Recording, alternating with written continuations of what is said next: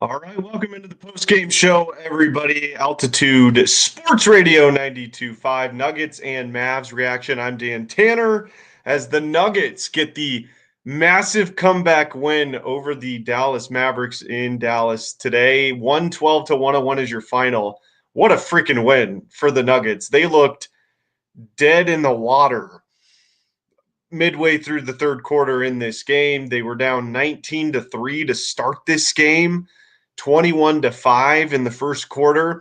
No Luka, no Kyrie for Dallas. This would have been a really troublesome loss for the Denver Nuggets if they weren't able to pull this one out. So, excellent win for Denver, and the Broncos lost earlier, so it was really good to see one of our Denver teams get a win on this Sunday afternoon. The Avs lost last night. They get shut out in Winnipeg. Broncos lose to the Bills in the wild card round. So the city of Denver needed this one from the Denver Nuggets, and they came through. So lots to get into here on the postgame show. As always, feel free to leave me your comments. I'd be happy to share those. Let's see here. We got a let's friggin' go Nuggets. Yes, I think that's kind of the feeling around Denver today.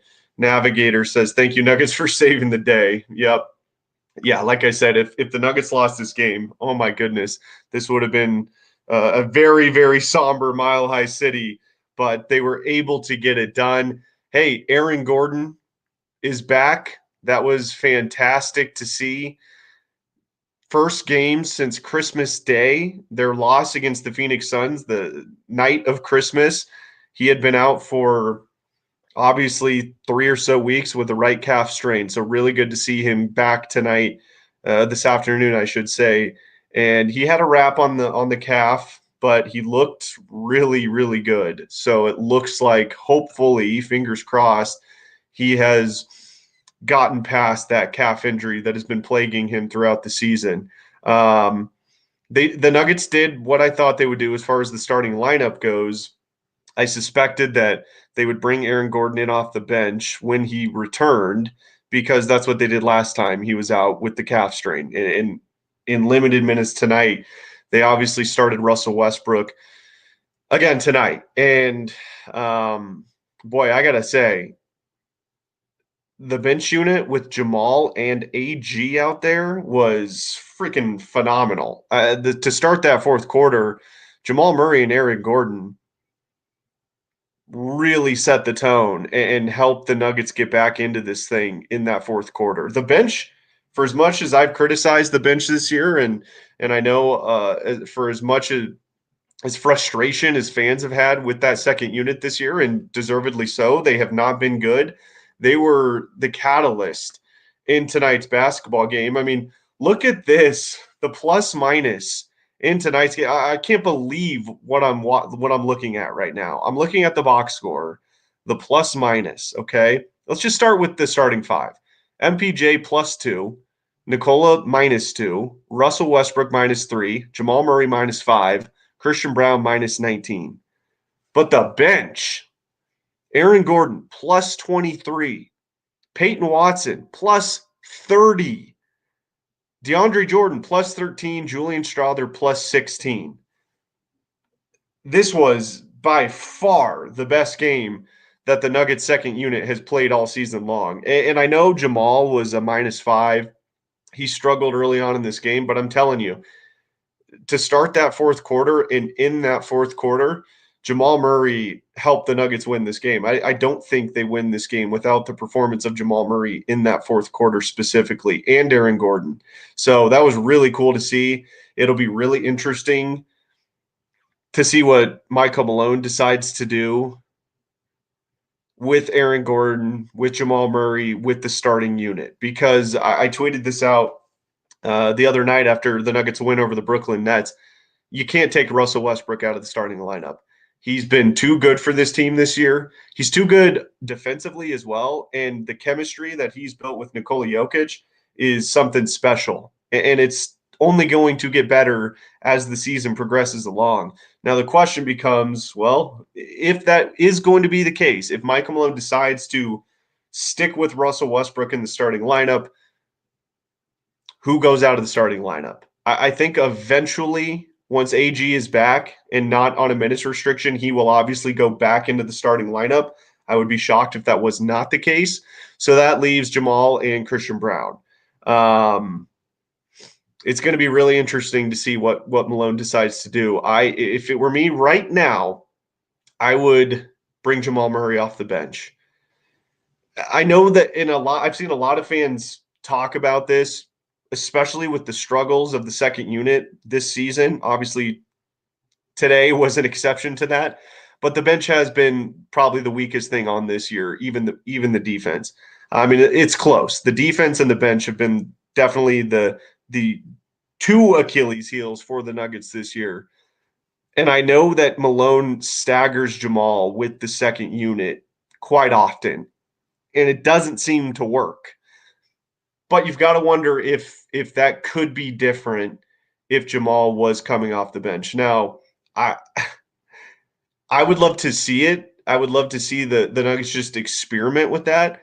I highly doubt that will actually happen because Michael Malone is obviously a massive fan of Jamal Murray, and that's his guy. So I would be shocked if Jamal was rotated to the bench. We've seen other guys do this. I mean, look at Klay Thompson last year with the Golden State Warriors, and obviously Klay is at that point was much further along in his career than Jamal. He's much older than Jamal. But it would be interesting to see. And if it's not Jamal, it's going to have to be Christian Brown if you're going to keep Russell Westbrook in the starting lineup, which I do think you need to do. I've seen a couple of fans say, why not just keep Aaron Gordon coming off the bench even when he's not on a minutes restriction? I don't like that. He's too valuable on both ends of the floor, specifically on defense. The Nuggets are struggling mightily defensively this year. I just don't see a world in which that is happening. And really kind of how the way I'm looking at this is like, what is the playoff lineup going to look like? And I know we're not even halfway through the season yet. We're just about there, but not quite. So there's a lot of basketball to be played. But I look at this in the light of what is going to be the rotation in the playoffs. Are you willing to bring Aaron Gordon in off the bench come playoff time? I highly doubt that. Are you willing to bring Jamal Murray off the bench come playoff time? I highly doubt that. Are you willing to bring Christian Brown off the bench come playoff time? That I could see happening. That is a scenario that I could see Michael Malone rolling with in the playoffs. So it's going to be really interesting, but we shall see. Okay, so as far as the game tonight goes, obviously, like I said, the Nuggets get off to just a horrendous start to this basketball game. It was 19-3 to start the game, 21-5. And, you know, it was a really weird moment because I'm watching the Broncos game on my phone. I've got the Nuggets game on my big TV, and both teams are just getting shellacked at this point because, the Broncos started 2 hours earlier. So I'm like, oh my goodness, this is just going to be the crappiest of Sundays for the Mile High City, especially with the start the Nuggets had. Now, they lose that first quarter 32-17. So they kind of made it a bit of a quarter midway through, but then Dallas just kept coming at him. Klay Thompson was on freaking fire through this game. What did Klay finish with tonight? He was 9 of 19 from the field, 25 points, but Klay had that like midway through the third quarter, I think. So good job by the Nuggets to really take him out of the game, midway through the third quarter and into the fourth quarter. Great adjustment there from Denver because it looked like one of those classic Golden State Klay Thompson games where he just can't miss. It seemed like he used to do that to the Nuggets all the time. Now that he's with Dallas, looks like that's where we were heading tonight, but the Nuggets did a really good job of shutting him down. So the Nuggets offense obviously really struggles in that first quarter. But again, what was so interesting about today's game was the bench unit.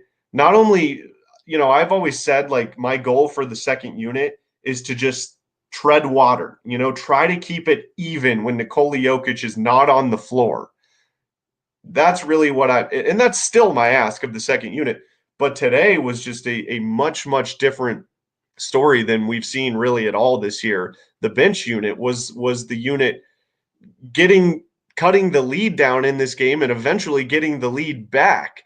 So it was a really interesting game from that perspective. The Nuggets offense had an explosion in that second quarter. They score 41 points, and they're only down by 3 at halftime. They give up 29 in the second, and then the third quarter rolls around, and obviously the third quarter has been the Nuggets' best quarter this year by far. They have just figured it out. And I've talked about this on the show before. In seasons past, for whatever reason, it was the first quarter where the Nuggets got off to really good starts, and the third quarter where they really, really seemed to struggle. Well, it's sort of flipped this year. They struggle in the first quarter, and they're really, really good coming out of halftime into the third quarter.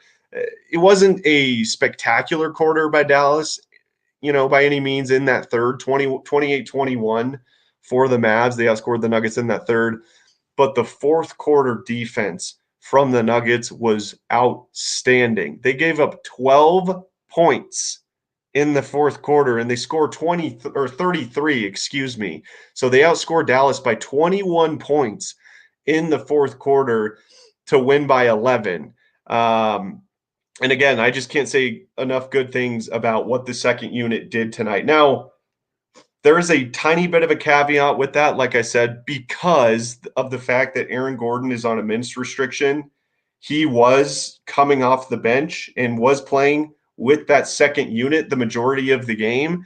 But to start that fourth quarter, you had Jamal and Aaron Gordon out there to start that fourth. They really, really set the tone for the Denver Nuggets. And I think that was one of the main reasons they were able to win this basketball game, because of the start from Jamal Murray and from Aaron Gordon in that fourth quarter. I thought they were both phenomenal to start that fourth quarter, really set the tone.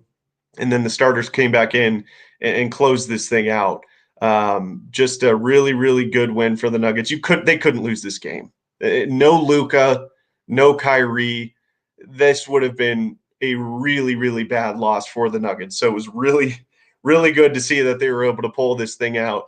And they really started to kind of figure Dallas out on the defensive end.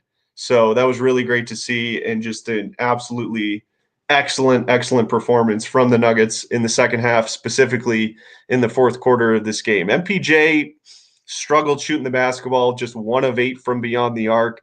But I still think one of my favorite things about Michael Porter Jr. this year has been the fact that even when he has a game like we saw this afternoon where he's 1 of 8 from 3, he's not shying away from shooting the basketball, which is a positive sign. And I know that's what Coach Malone wants, not just him, but everybody on the team to do. If you're open, shoot the ball.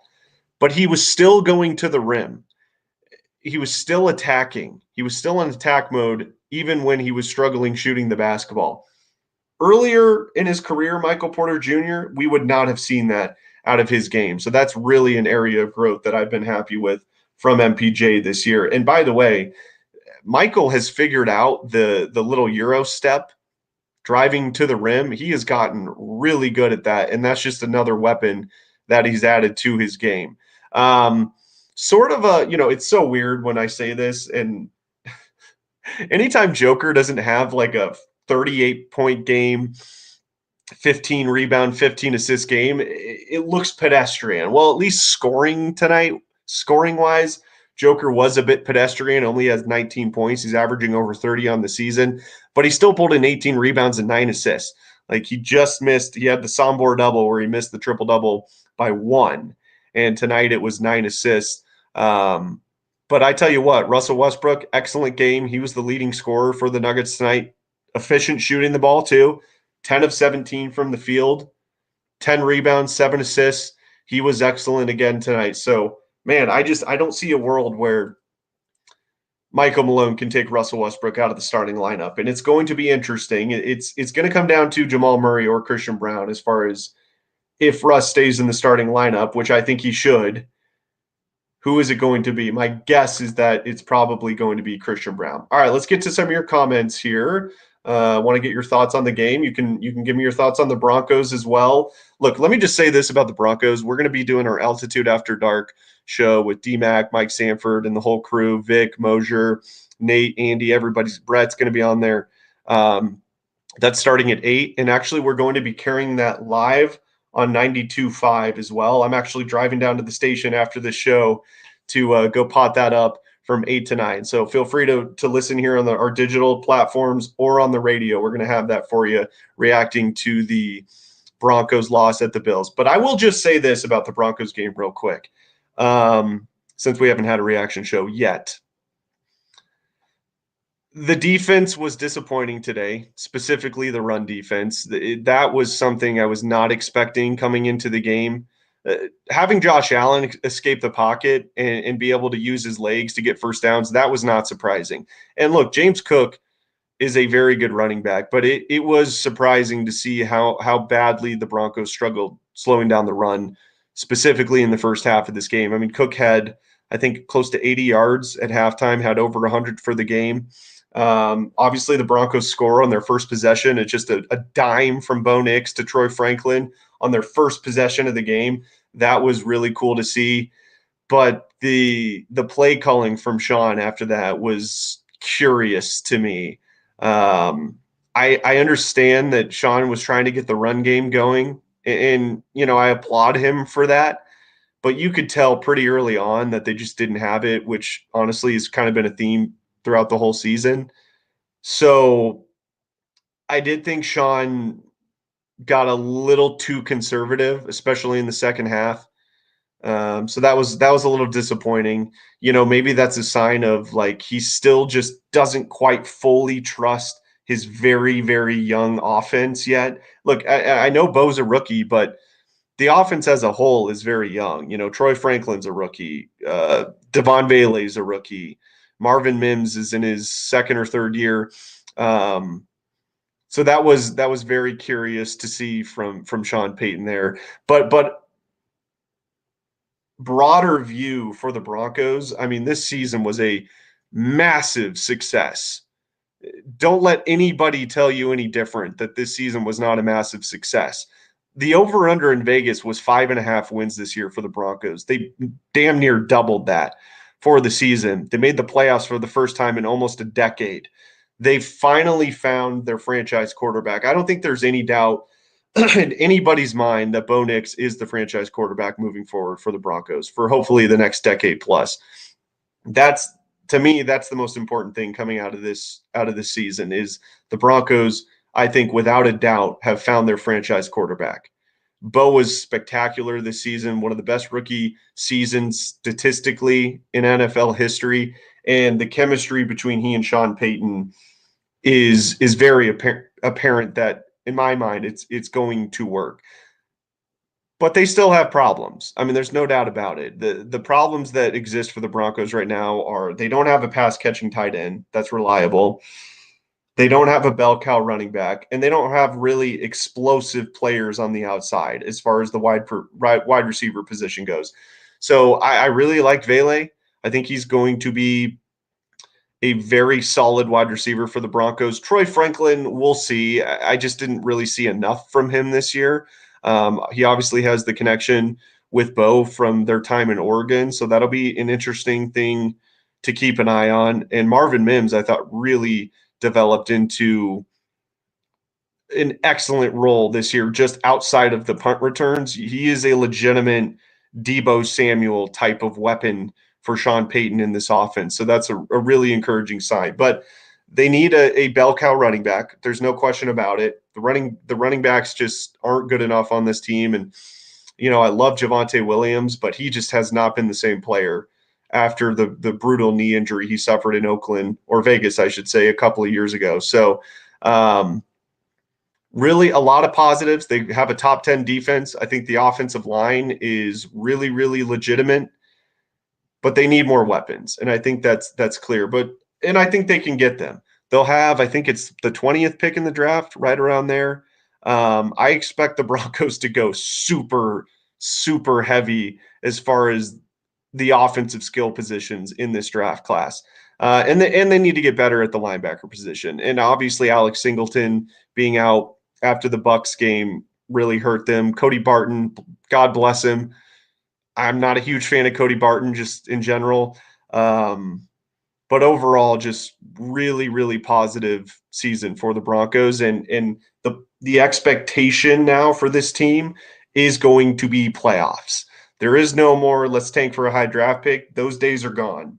It is now the expectation of the fan base, and it should be, and I'm assuming of the front office and the players and the coaching staff, that this team should be a regular in the playoffs moving forward. So there's my kind of initial thoughts on the Broncos. Like I said, we'll have Altitude After Dark coming up at 8 o'clock on our digital platforms, as well as on 92.5. I'll be driving into the radio station to pop that up for you all to get Coach Sanford, D-Max, Tyler, Nate, Andy, all the crew, Vic, Mosier, Brett, to get their thoughts on the game tonight. So back to the Nuggets game here.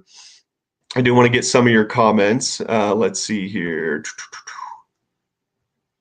Kevin says Russ is a great addition to the starting lineup. Yeah, like I said, how do you take Russell Westbrook out of the starting lineup with the chemistry he's shown with Nikola Jokic? You can't do it. If I'm Michael Malone, there's no way that Russell Westbrook can be coming off of the bench. And look, the good news for the Nuggets is they still have like a lot of time to figure this out. If Russell Westbrook does stay in the starting lineup, who is going to be pushed out of that starting lineup and inserted into the second unit? Now is a good time for Coach Malone to experiment. It will be interesting to see if it is Jamal Murray. I don't think it will be, but if it is, it will be very interesting to see how Jamal would respond to that. Because as far as like Christian Brown going back to the second unit, if that happens, I don't think that would be a massive deal to Christian. I don't think he would lose focus or, anything like that. Jamal, it would be interesting because obviously he's been a starter on this team for the last 8-9 years, whatever it is now. He's been a massive clutch time player in the playoffs for the Nuggets. That would be interesting to see sort of how that affects his psyche. But it's going to be very, very interesting to watch and something I'll definitely be keeping an eye on. Let's see here. Dante says, didn't get to see the game. Did Watson win the game for the Nuggets? No, I would say Watson was good tonight, and he was good on the defensive end. So he didn't, he wasn't the reason the Nuggets started the game so slow. Their defense was.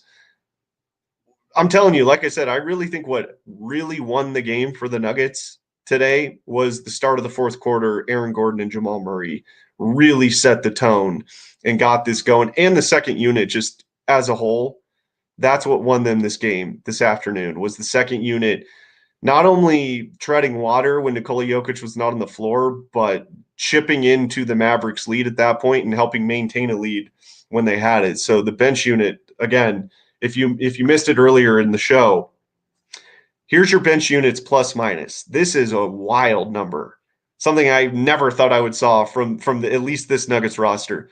Now, obviously, Aaron Gordon coming off the bench today, first game back since Christmas, on a minutes restriction, so he won't be in the second unit for long, I would imagine. But Aaron Gordon was a plus 23, Peyton Watson a plus 30. He was phenomenal, especially on the defensive end today. DeAndre Jordan plus 13 and Julian Strawther plus 16. I mean, Christian Brown was a minus 19 in the starting unit. The only plus in the starting five was Michael Porter Jr., and he was a plus 2.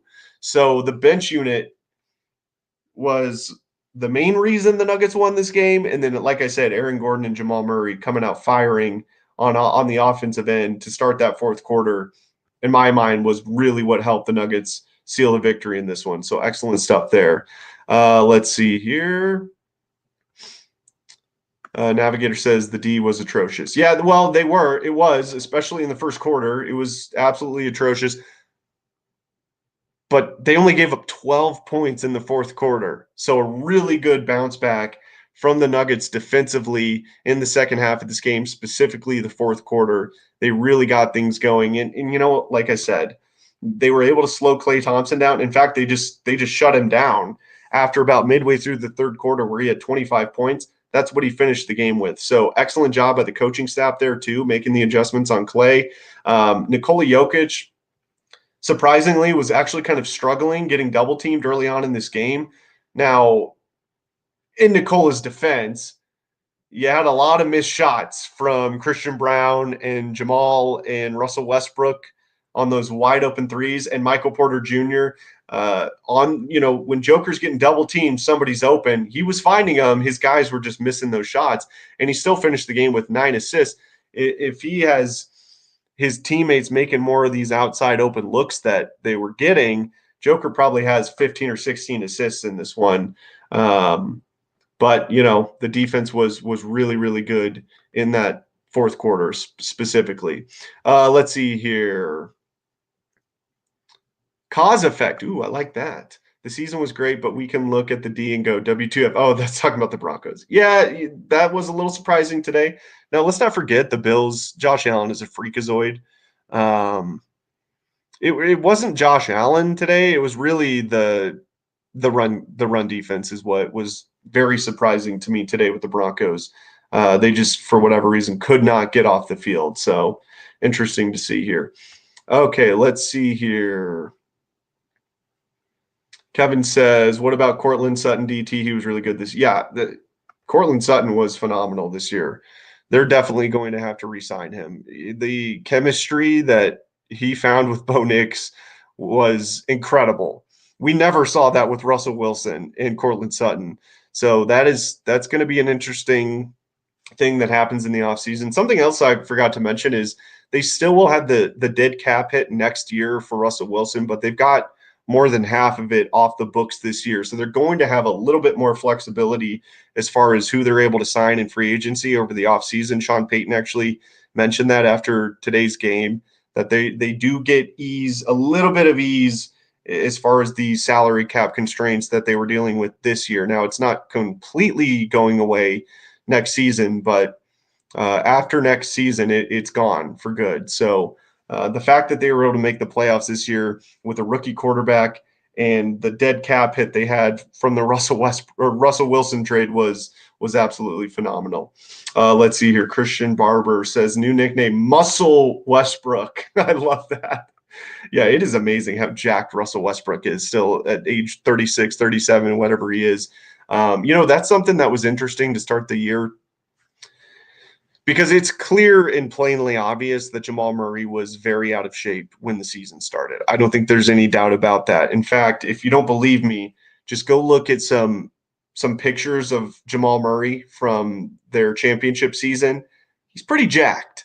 And at the start of this year, he was a little hefty to start the year, and especially coinciding next to Russ, who is like him and Aaron Gordon are the most jacked dudes on the team.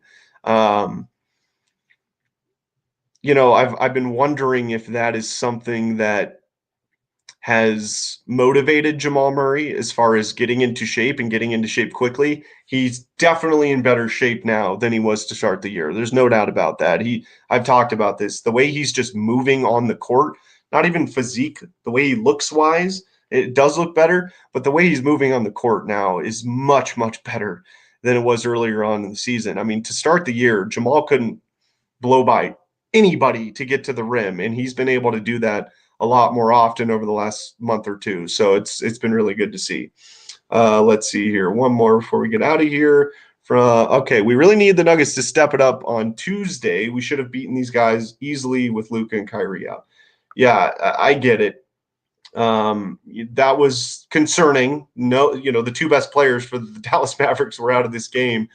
But to credit the Nuggets, it was their third game in 4 days.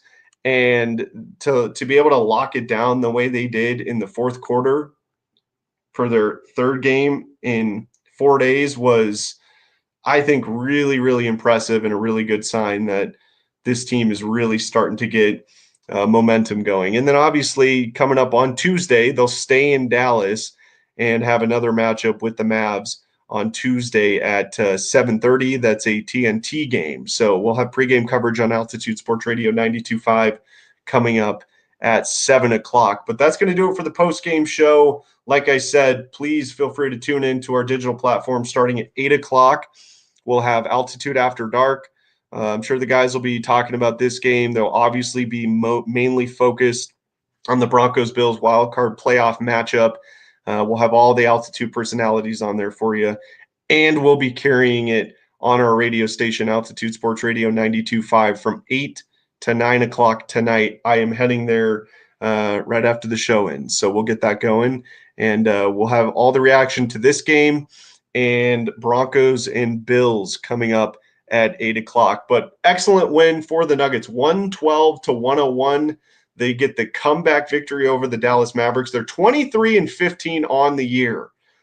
They're starting to climb up the standings, everybody. It's like I said, the month of January is the month they have the most games of any month this season. This is a great time for the Nuggets to really sort of make their run in the Western Conference. And like I said, they're still trailing the Grizzlies and Rockets, who are in the 3 and 2 seed respectively, but they're a game and a half back of Memphis for the 3 seed, and they're 2.5 games back of the Houston Rockets for the 2 seed.